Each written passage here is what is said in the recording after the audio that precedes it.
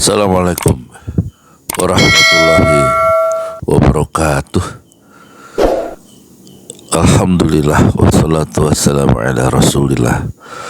Allah memperlihatkan kontrasnya antara Joko Widodo yang merupakan kader PDIP dan dibela selama 22 tahun sejak wali kota, gubernur DKI hingga presiden RI 2 periode, sangat kontras ya, dengan Arteria Dahlan yang juga kader PDIP, dan dia memberikan kursinya sebagai kursi di DPR untuk cucu dari Soekarno, dan dia memberikannya dengan ikhlas sambil mengatakan bahwa dia dibesarkan menjadi orang seperti sekarang karena PDIP dan dia tidak mungkin mengkhianati PDIP.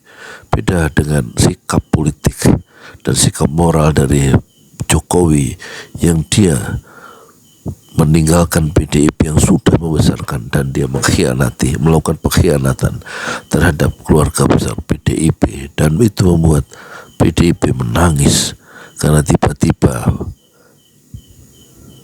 bukannya Jokowi membela Ganjar Pranowo dan Mahfud MD dalam Pilpres, dia justru demi anaknya Gibran yang berpasangan dengan Prabowo, dia membela Prabowo, lawan dari Ganjar Pranowo. Sebagai kader PDIP adalah aneh dia membela lawan dari calon yang diusung oleh selain PDIP. Jadi di ujung karir politiknya, Arteria Dahlan memperlihatkan kehormatan sebagai orang partai dan tidak lupa pada jasa-jasa PDIP dan Megawati yang sudah membuat dia cemerlang di jagat politik Indonesia modern. Sementara Jokowi yang juga sama-sama dibesarkan oleh PDIP, justru dia berbelok arah dan menempuh jalannya sendiri sebagai orang yang penuh dengan ambisi dan menguntungkan atau membela bukan partainya tapi lebih membela keluarganya, dan tampaknya dia akan dihukum sejarah setelah tiba dan berakhirnya tenggelamnya matahari 20 Oktober 2024. Tampaknya Jokowi akan tamat. Assalamualaikum warahmatullahi wabarakatuh. Tamat dalam kehinaan di dalam sejarah politik Indonesia modern.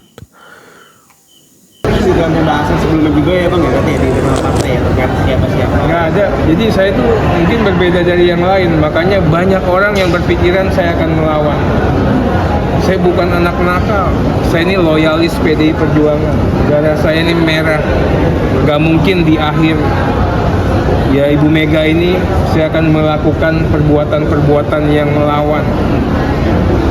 Saya yakin banget, semua orang menyatakan ayo lawan, tapi saya katakan tidak. Karena Bu Mega itu orang tua saya, itu ibu saya. Jadi posisi saya dibesarkan oleh PDI Perjuangan. Dan Mas Romi kan datang, kemudian yang bersangkutan minta tolong. Usia saya sudah 54 tahun. Saya punya janji kepada Ibu Mega, saya punya janji kepada Ibunda Ibu Rahmawati Soekarno Putri. Saya bilang nggak masalah Mas, tanyakan nanti sama Mas Romi. Saya nggak ada masalah sama saya. Saya ini bisa seperti ini karena Ibu Mega dan keluarga besar Bung Karno. Sudah saatnya ya, kalau boleh dibilang saya membalas. Hanya ini yang bisa saya lakukan, ya kan?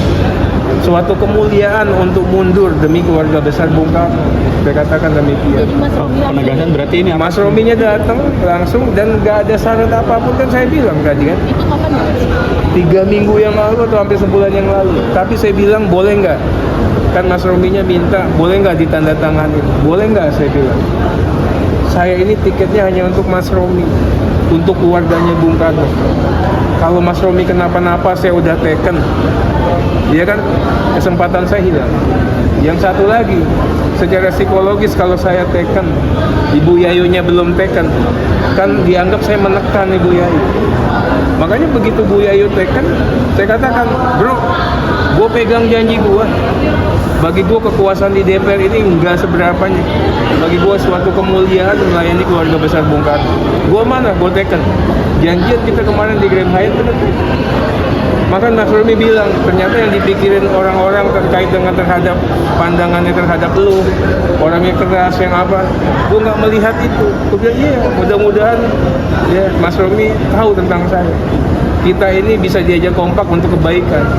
Mungkin orang dianggap saya nggak bisa kooperatif, ya kalau diajak yang ngaco-ngaco saya nggak akan kooperatif.